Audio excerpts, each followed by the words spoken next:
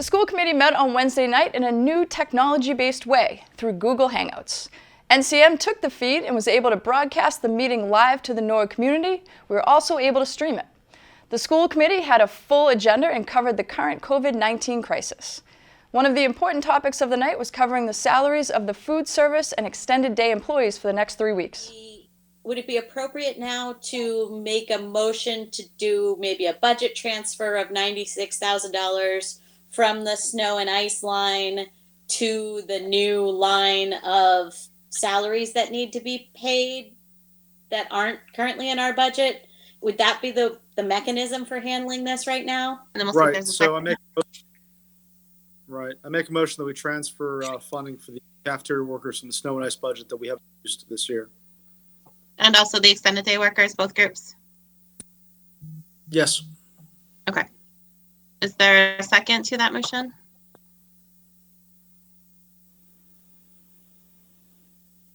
Did I just lose everybody?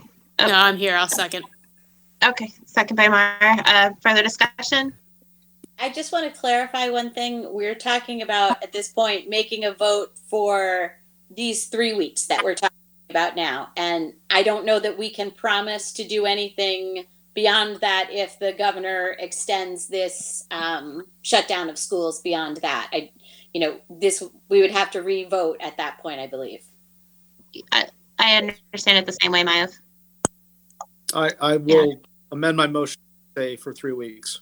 The school committee unanimously passed the motion to transfer $96,000 from snow and ice to cover these salaries. The school committee voted to extend and finalize Superintendent Thompson's contract for the next 4 years. So looping back to some old business, Dr. Thompson's contract, which also feels like it's been quite a while since we talked about that. But at our last meeting on February 26th, right? Is that the right date? Yep. Yes, I think so.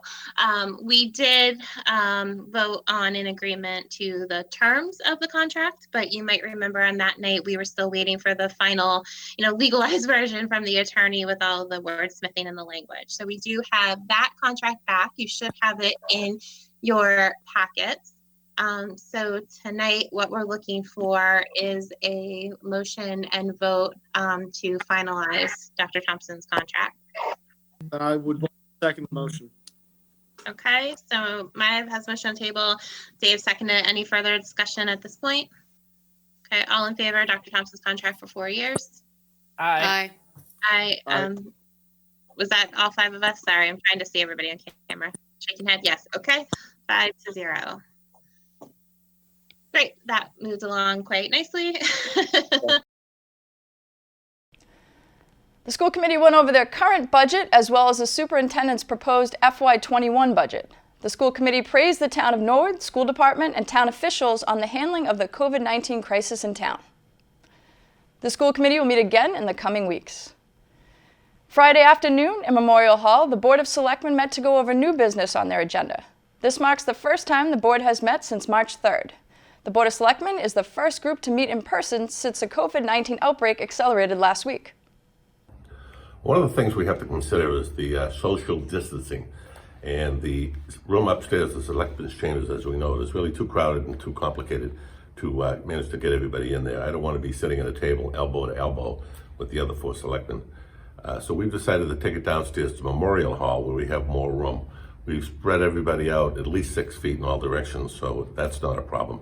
We're attempting to let the public know that we're trying to minimize public participation as much as possible.